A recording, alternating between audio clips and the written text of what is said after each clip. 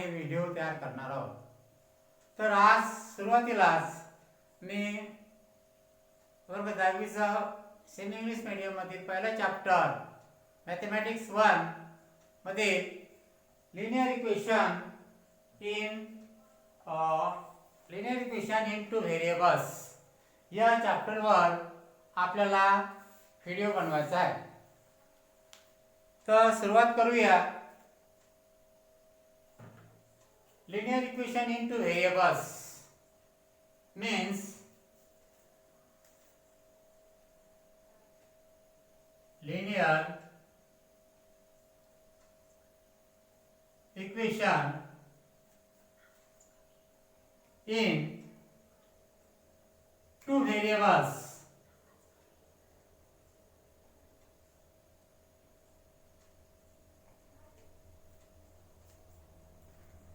The definition of linear equation in two variables means an equation which contains two variables and the degree of each term containing variable is 1 is called a linear equation in two variable.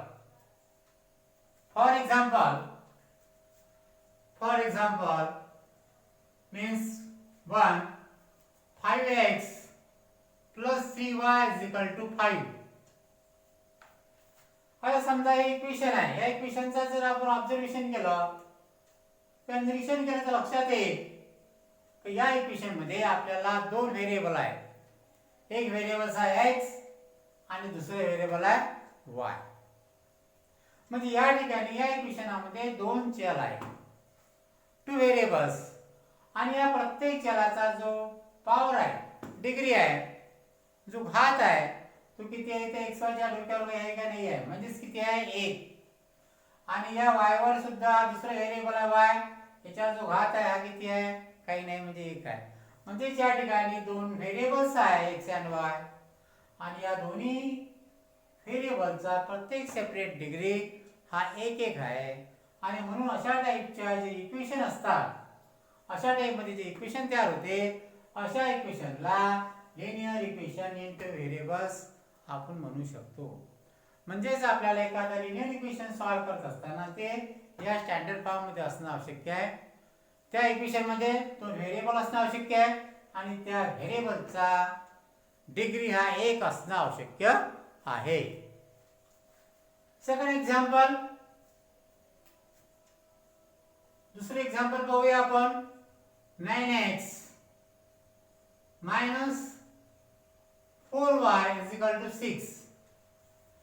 आपण जर दुसऱ्या इक्वेशनचा जर विचार केला तर या equation मध्ये is equal to च्या लेफ्ट हँड साइडला टू व्हेरिएबल असणं आवश्यक आहे आणि राइट हँड साइडला आपल्याला एखादा नंबर असणं आवश्यक आहे. अशा टाइप मध्ये जर इक्वेशन असेल तर आपण त्या लिनियर इक्वेशनच्या स्टँडर्ड फॉर्म मध्ये आहे असं आपण म्हणू शकतो. आणि या लिनियर इक्वेशन मध्ये या ठिकाणी सेकंड एक्झाम्पल मध्ये दोन व्हेरिएबल आहे. एक पहिला व्हेरिएबल आहे x, दुसरा आहे y, आणि या x चा डिग्री जो आहे तो काहीच नाही म्हणजे 1 आहे. पुन्हा y च्या डिग्री किती आहे, 1 आहे. म्हणजे सेकंड एक्झाम्पल मध्ये सुद्धा आपल्याला प्रत्येक चलावर सेपरेट 1 हा डिग्री असल्यामुळे म्हणजे दोन्ही कंडिशन या ठिकाणी सॅटिस्फाय झाल्या. म्हणजे या ठिकाणी दोन व्हेरिएबल्स आहेत आणि या ठिकाणी दोन डिग्री आहे, 1 डिग्री आहे दोन्ही व्हेरिएबलवर्स. म्हणजे दोन्ही कंडिशन या ठिकाणी सॅटिस्फाय झाल्या. म्हणून this types of equation is linear equation in two variables.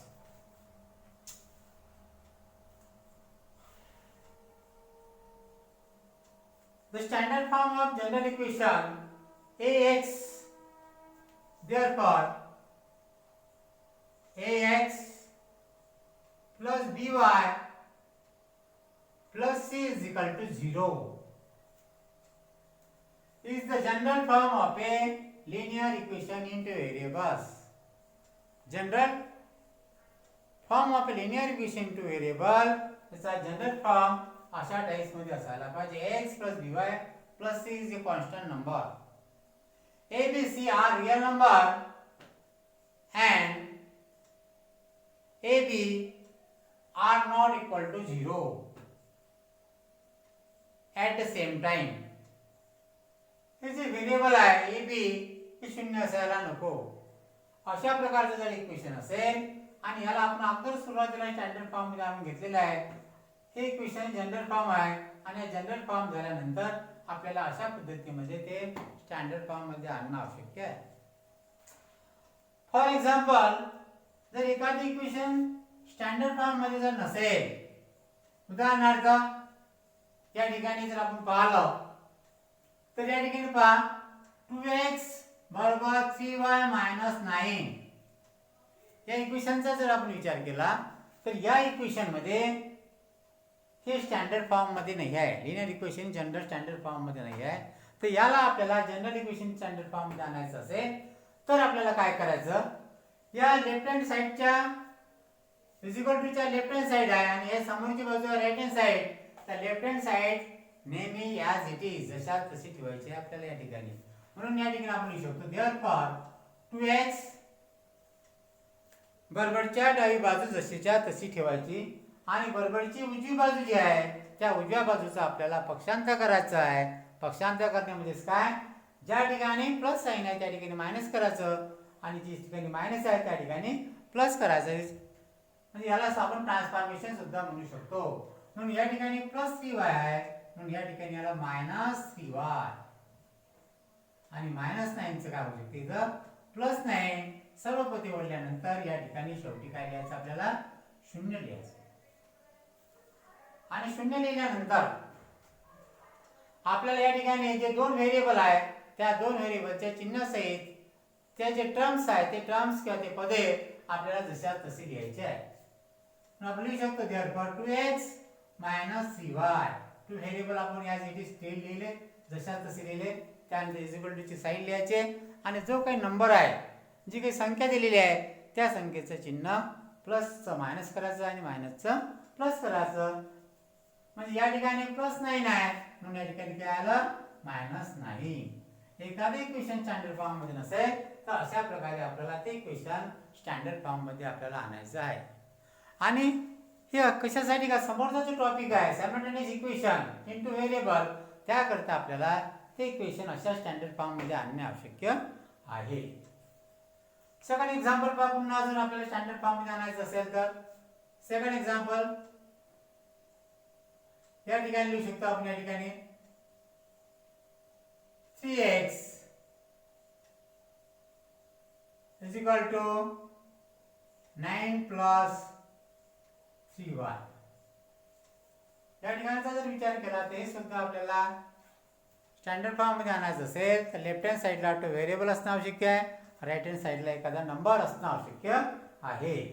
मग या ठिकाणी अशा प्रकारे नाही आहे, इज इक्वल टू च्याकडे एकच पद आहे म्हणून या ठिकाणी लेफ्ट हँड साइड या इज लिहायचं जशाच तसं लिहायचं. इथं 3x आणि राइट हँड साइड आहे तिला आपला ट्रान्सफॉर्मेशन करायचं. प्लस 9 असेल तर या ठिकाणी मायनस 9 करायचं, प्लस असेल तिथं मायनस 3y करायचं. सर्व पदे घेतल्यानंतर ट्रान्सफॉर्मेशन झाल्यानंतर शेवटी इज इक्वल टू 0 लिहायचं. आणि हे झाल्यानंतर जे दोन व्हेरिएबल आहे एक्स आणि वाय जे काही असेल ते जशा तसे चिन्हासहित आपल्याला लिहायचे आहे. मग कोणते आहे अल्फाबेटिकली ऑर्डर नुसार x 3x त्यानंतर minus 3y is equal to minus 9 आहे काय लिहायचं इथं प्लस 9. अशा प्रकारे आपण एखादं इक्वेशन स्टँडर्ड फॉर्म मध्ये नसेल तर अशा पद्धतीने आपण ते इक्वेशन स्टँडर्ड फॉर्म मध्ये करून घ्यायचे. समोरचा टॉपिक जो आहे लिनियर सायमल्टेनियस इक्वेशन आपल्याला जर सॉल्व्ह करायचं असेल तर आपल्याला या पद्धतीने आपल्याला सॉल्व्ह करता येतात. त्यानंतर एखादं आपण सायमल्टेनियसचं इक्वेशन पाहूया.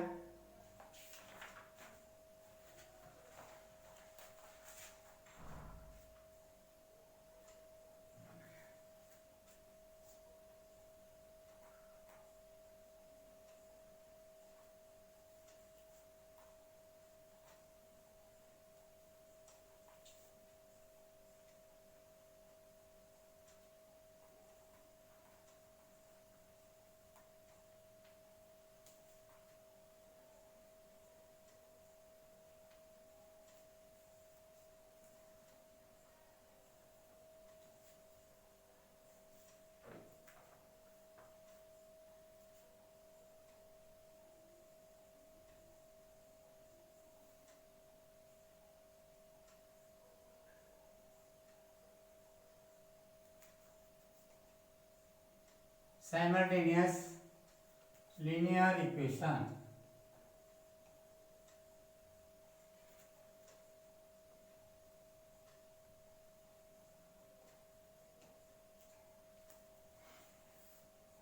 त्यावरच आपण एक उदाहरण पाहूया. या ठिकाणी एखादं उदाहरण आपण सहज एखादं एक्झाम्पल पाहूया कशा पद्धतीने करत असतात. त्या ठिकाणी फर्स्ट एक्झाम्पल आहे. या ठिकाणी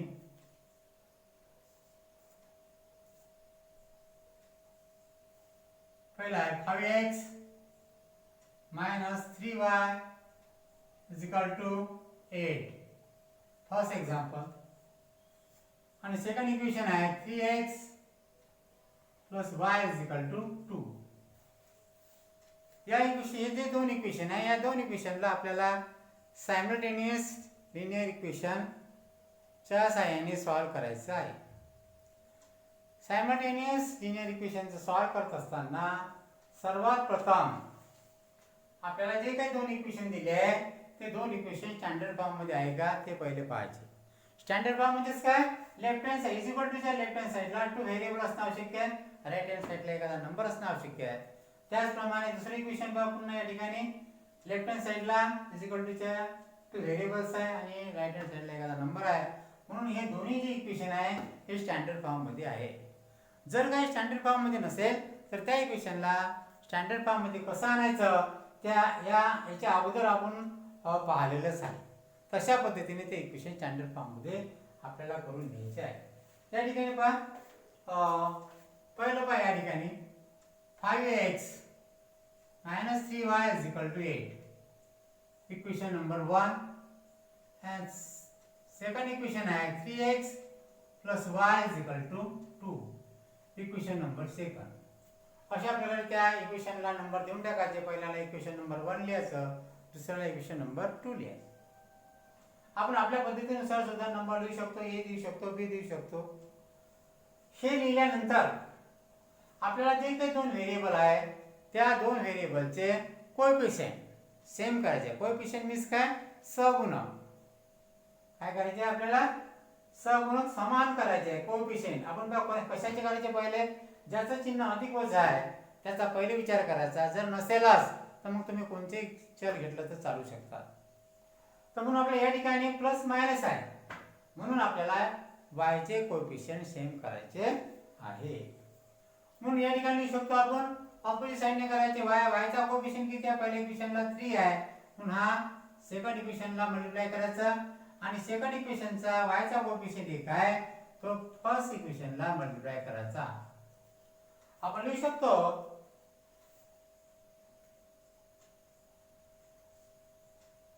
equation 1 multiplied by 1 and equation 2 multiplied by 3 we get. अशा प्रकारे समीकरण 1 ला 1 ने गुणून व समीकरण 2 ला 3 ने गुणून अशा प्रकारे आपण लिहू सुद्धा शकतो.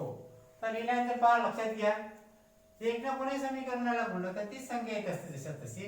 आणि म्हणून इथे तुम्ही 5x - 3y = 8. 1 ने गुणल्यामुळे त्याच्यात काहीच बदल होणार नाही. परंतु 3 ने या इक्वेशन 2 ला 3 ने प्रत्येक पदाला गुणायचा आहे. 3 ने 3 ला गुणलं 3 3 9x प्लस 3 ने y ला गुणलं प्लस 3y = 2 ने 3 ला गुणलं 6. अशा प्रकारे इक्वेशन या ठिकाणी गुणल्यानंतर तयार झाले. या इक्वेशनला आपण लिहू शकतो इक्वेशन नंबर 3 आणि इक्वेशन नंबर 4. आता लक्षात घ्या, या ठिकाणी लक्षात येते आपल्याला का हे जे व्हेरिएबल आहे y याचे चिन्ह प्लस मायनस आहे म्हणजे आपण या ठिकाणचे कोएफिशिएंट सेम केलेले आहे. जर प्लस मायनस असेल आणि कोएफिशिएंट सेम असेल अशा वेळेस समीकरण 3 व 4 यांची काय करायची, बेरीज करायची. आणि जर कोएफिशिएंट सेम आहे परंतु चिन्ह अधिक अधिक आहे किंवा वजा वजा आहे अशा वेळेस मात्र त्या दोन समीकरणाची सबट्रॅक्शन करायची म्हणजेच वजाबाकी करायची. परंतु या ठिकाणी y चे जे कोएफिशिएंट आहे ते सेम झालेले आहे परंतु चिन्ह याचं प्लस आहे त्याचं मायनस आहे म्हणून या दोन्ही याची काय करायची आपल्याला ऍडिशन करायची. म्हणून लिहू शकतो आपण समीकरण 3 व 4 यांची बेरीज करून किंवा ऍडिंग इक्वेशन 3 and 4. लिहू शकतो आपण adding equation 3 and 4 we get. अशा प्रकारे समीकरण 3 व 4 यांची बेरीज करून घ्यायची. लिहू शकतो आपण इथे 5x minus 3y is equal to 8. Second example आहे 9x plus 3y is equal to 6. या दोन्ही समीकरणाची आपल्याला ऍडिशन करायची आहे. 9 plus 5 14x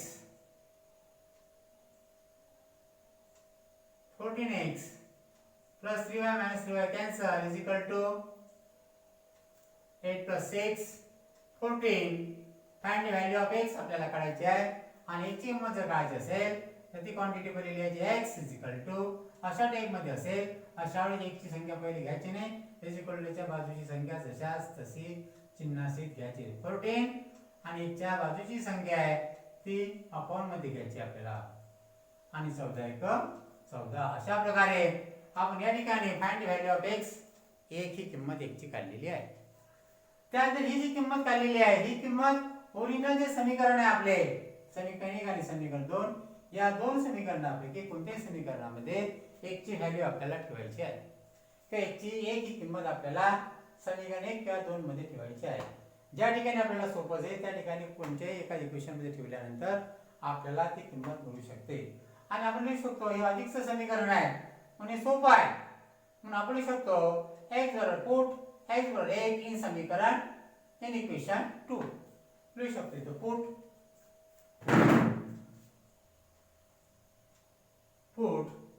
x is equal to 1 in equation 2 we get. टाका समीकरण 2 काय आपल्याला समीकरण 2 आहे 3x plus y is equal to 2.